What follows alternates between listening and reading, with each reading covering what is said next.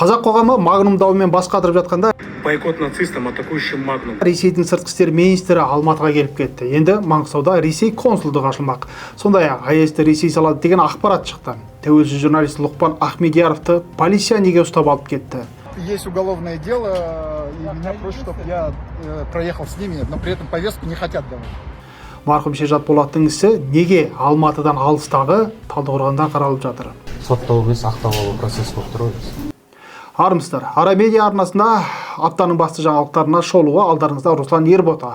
Арнамызға жазылып, айтқан ойымыз бен сөзімізге пікір қосып, лайк, дизлайк қойып, бөлісе отыруды ұмытпағайсыз. Аунап өткен осы апта дау мен жанжалға, тартысқа, сот үстіне толы болды. Қысқа қайырып рет-ретімен айтып көрейін. Бірінші, сәуірдің 10-ы бейсенбі күні кешкісін тәуелсіз журналист Лұқпан Ахмедияровты Астанада ұстап алып кетті. Ұстаушылар қарапайым киім киген полицейлер. Жоқ, повестку покажите, все, без проблем я проеду. Я законопослушный гражданин, пожалуйста, повестку покажите, без проблем я проеду. Лұқпан Ахмедияровты полицейлер ұстап алып кетті деген хабарды естіп ізімен қуып барып оны босатуды талап еткен үш белсендіні де полиция ұстап қамап тастаған жайында ақпарат шықты. Лұқпан Ахмедияров өзін полиция ұстап алып кетіп бара жатқанда әлеуметтік желі арқылы Ресей әскері қатарында Украинаға қарсы соғысып жүрген қазақстандықтарға қатысты жазбасына байланысты қамауға алынып жату мүмкін деген еді. Естеріңізге сала кетсек, өткен аптада Ресей әскері қатарында соғысып жүрген қазақстандықтардың тізімі шыққан болатын. Тәуелсіз журналист Лұқпан Ахмедияров 1-2 жылдан бері осы тақырыпты тыңғылықты зерттеп жүргенін айта кетейін.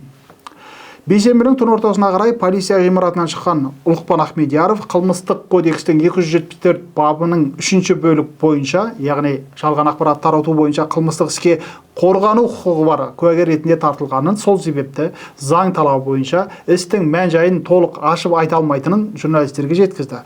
Лұқпан Ахмедияровқа қатысты тергеу ісі немен бітері әзірге белгісіз, бірақ осы күнге дейін сот пен оттың талайынан өткен тәуелсіз кәсіби журналистің қайта тергеуге түсіп жатқаны сөз бостандығына алаңдайтын әр азаматты бейжай қалдырмаса керек.